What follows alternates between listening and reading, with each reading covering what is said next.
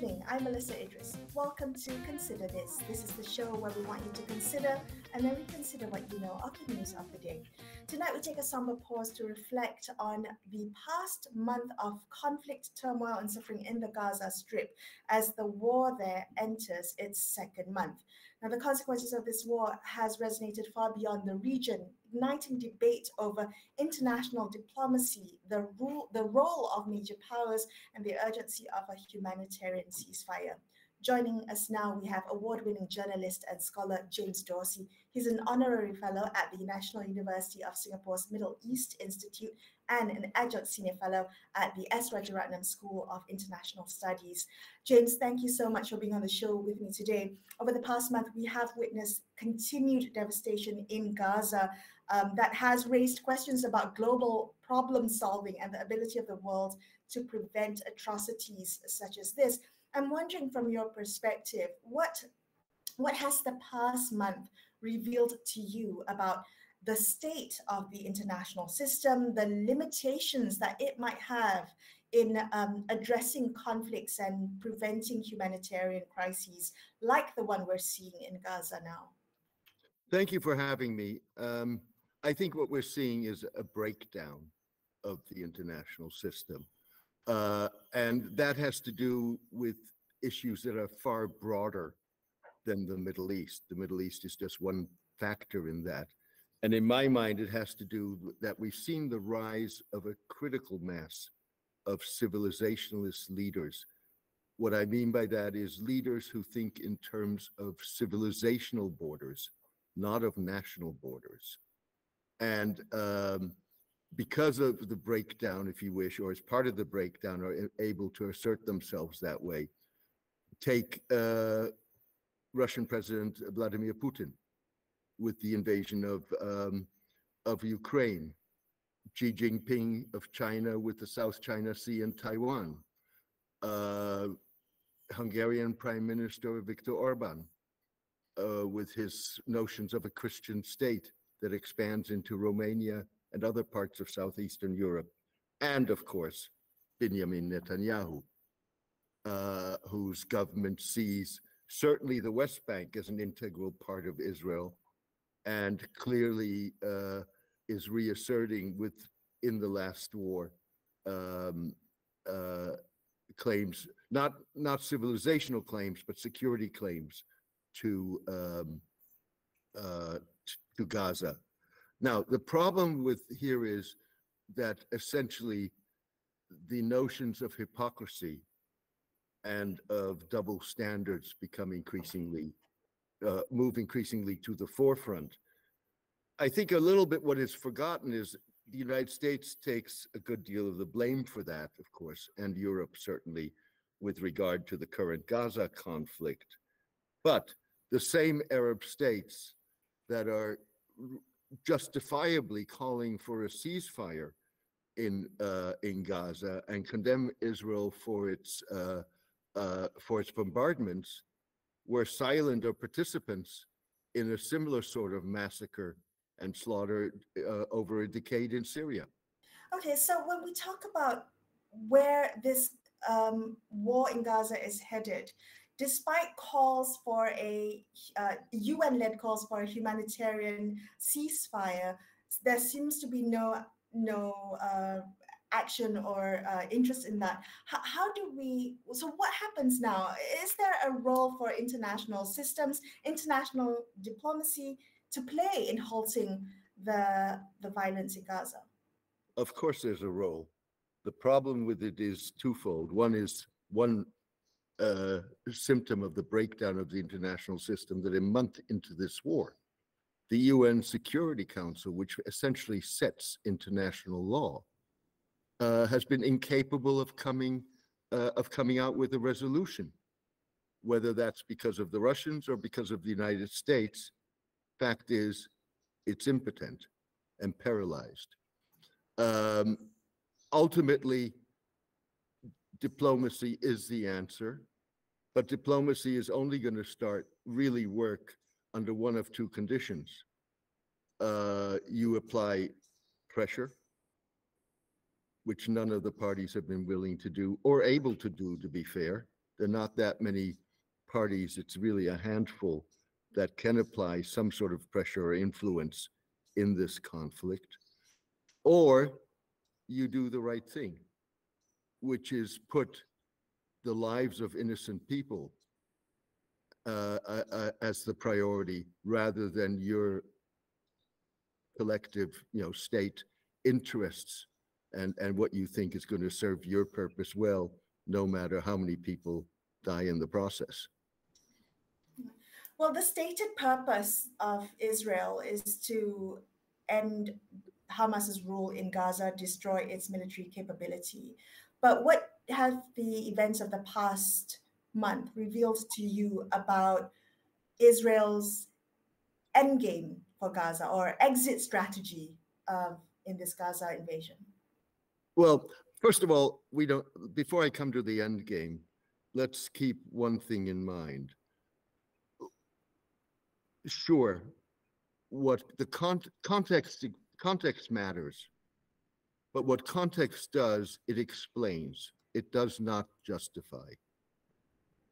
So I think what increasingly is lost in the discussion, and I understand why, but nonetheless, is the fact that this started with a brutal attack on Israel that was not focused on the Israeli military.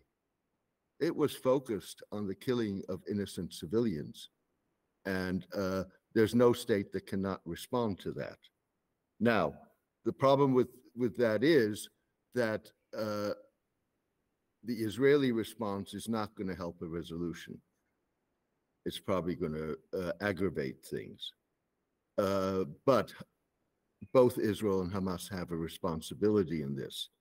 In terms of what the Israeli endgame is, we don't know. And it's not clear that the Israelis know, or if they know, they're only willing to lift the veil on bits and pieces rather than declare a clear end strategy. So what we know right now is Israel wants to destroy Hamas. Whether or not physical destruction of Hamas, with other words, the destruction of its infrastructure in Gaza, the killing or capture of its senior and middle leadership is going to mean that Hamas is destroyed, we don't know. And one could argue that that may not be the case. The second thing we know is that Israel has now said, the Israeli Prime Minister yesterday, that Israel will have a continued security role indefinitely in Gaza. And we're not quite clear what that means. I think we can be fairly sure that what Israel does not want is to have to administer Gaza on a day-to-day basis. So if it doesn't want to do that, what happens in Gaza? And there are various alternatives ranging from some homegrown Palestinian leadership that is not Hamas that would govern Gaza. There's no way that anyone will want to do that on the back of an Israeli tank. The Palestine Authority taking over control of the Gaza Strip. Again, the authority, President Mahmoud Abbas will not want to do that if it is not linked to a real effort to resolve definitively the Israeli-Palestinian conflict, and certainly will not want to do that if Hamas survives this war, or the Israelis take control of a wasteland that has been depopulated. Now, there are thoughts within the Israeli government about that and that favor that, but it is not articulated Israeli government policy. Okay, James, thank you for joining us on the show tonight and shedding your insights on the matter. James Dorsey, Adjunct Senior Fellow at the S. Rajaratnam School of International Studies. Appreciate your time. We'll be right back here on Consider This. Stay tuned.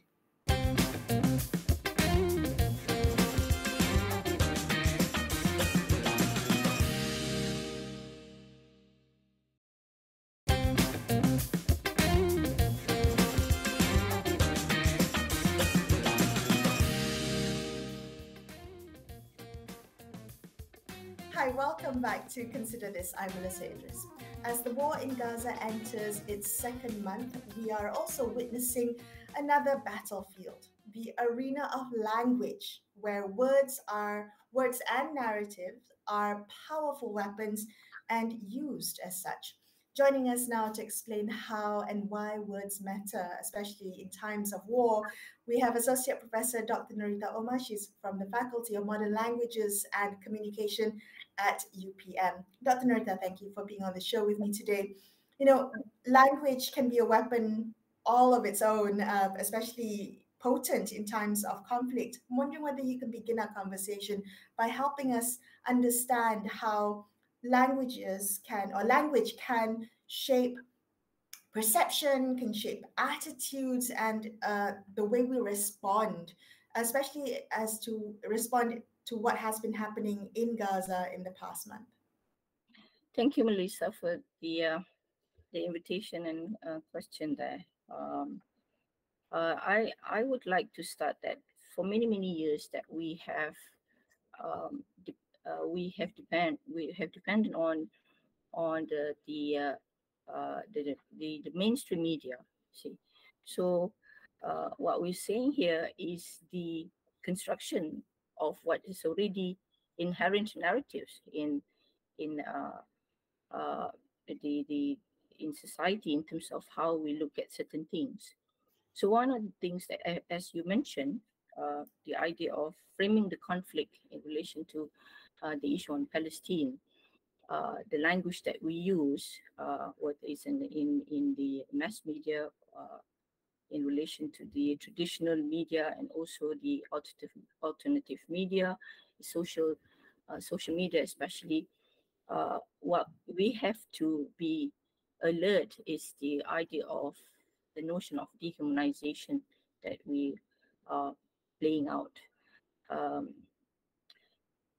the concept of drip in mass media, drip, little by little, the construction of a certain image will be projected based on words that we have developed or constructed through certain issues that we are passionate about. So in this case, particularly in Malaysia, for example, or the whole world, that we are disturbed by the idea of dehumanizing of subject in relation to the conflict that we are faced with. So dehumanization, as we see, is the reference to making subject or individual or group of people as less human, or in stereotyping, in causing certain conflict, for example, or they are just a group of people homogenizing all, for example, all Arabs are the same. So this is this is an ongoing discourse in the media, for example, in mainstream media. We're not talking it. So what we're seeing now is the counter narrative to the we're seeing counter narratives to what the mainstream media has constructed. So words such as sorry, Dr. Rita, if I may just jump in here very quickly. So when you talk about dehumanizing language, in the context of the war in Gaza right now, who is being dehumanized? Who is doing the dehumanizing to whom? And what do you mean? Can you give us examples of what dehumanizing language is? Okay, the reports that we read, newspaper articles or news channel, for example, whether on television or in printed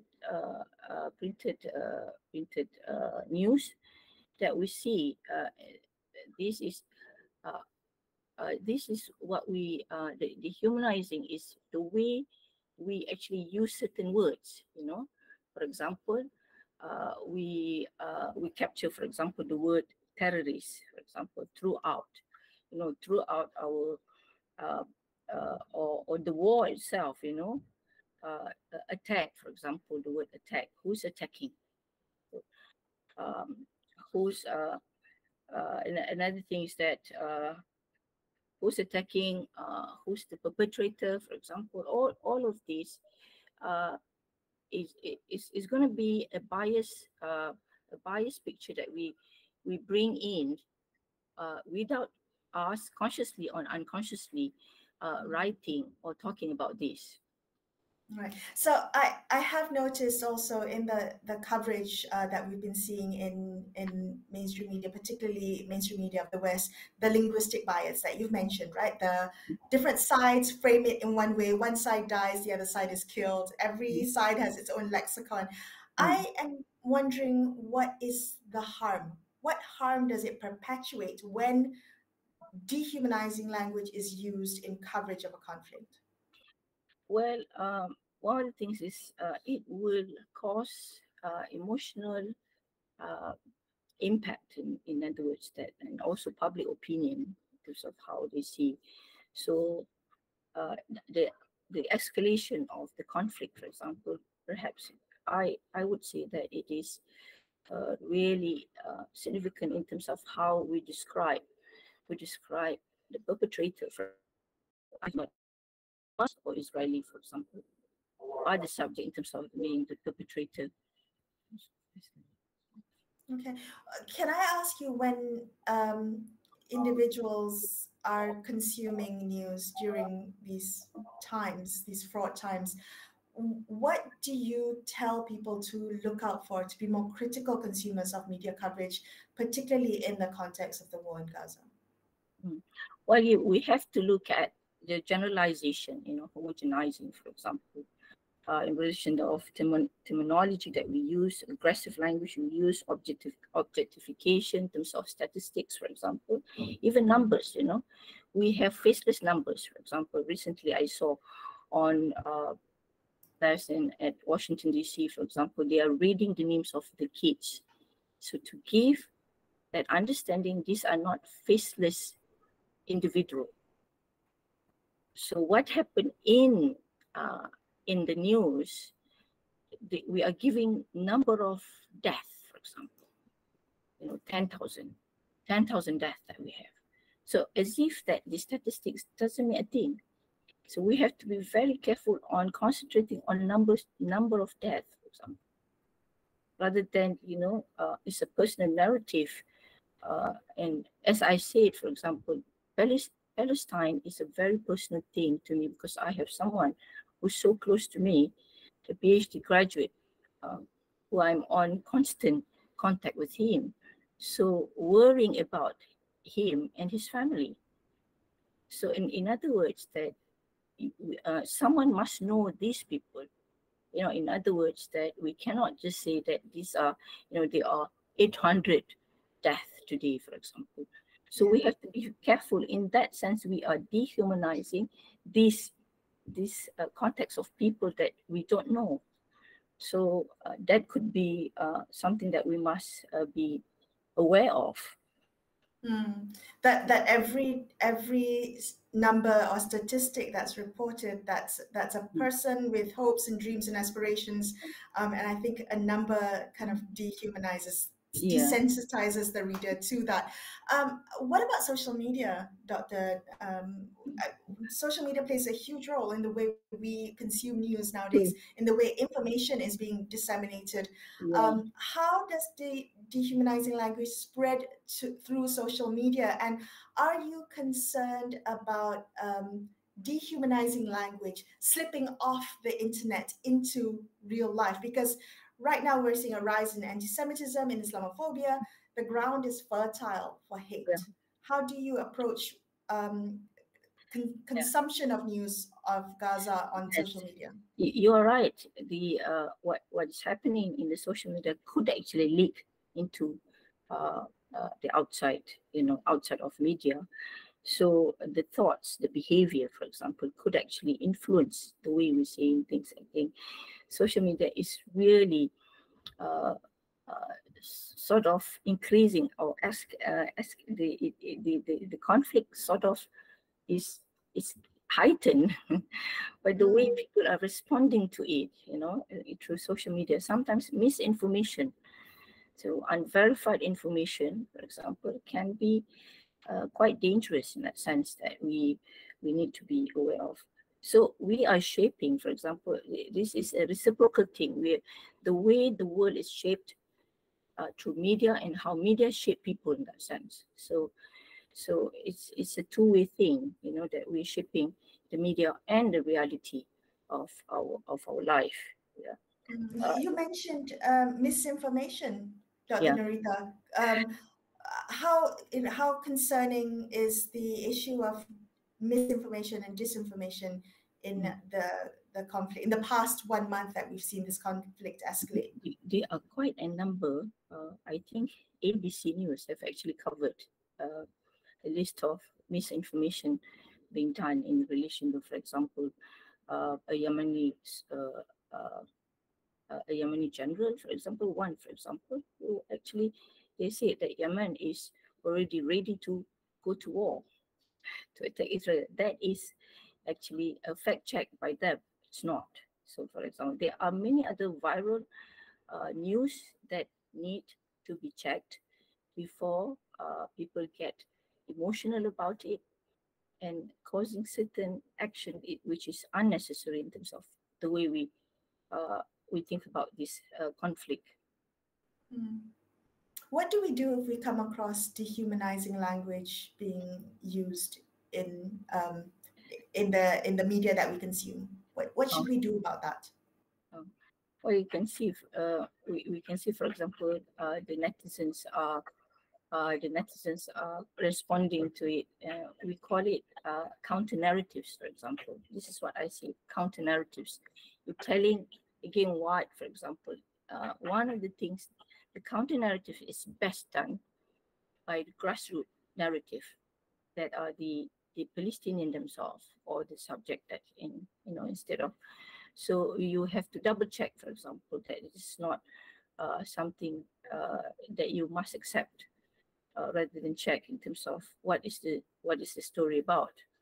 Is this something that's typical to all conflicts, Dr. Noritah? Is this specific to this very divisive issue of Palestine and Israel? Is this specific to this context, or do we see the weaponization of dehumanizing language in almost every conflict around the world? I think that is the principle in terms of dehumanization, because Edward Said mentioned that it started with the notion of Orientalism, as I mentioned to you earlier. So the idea of looking at the East, for example, so this is between us and them. So it's already in the discourse, us and them, the West and the East, for example, South and North. The dichotomy of these, for example, is difficult for us to get out of it.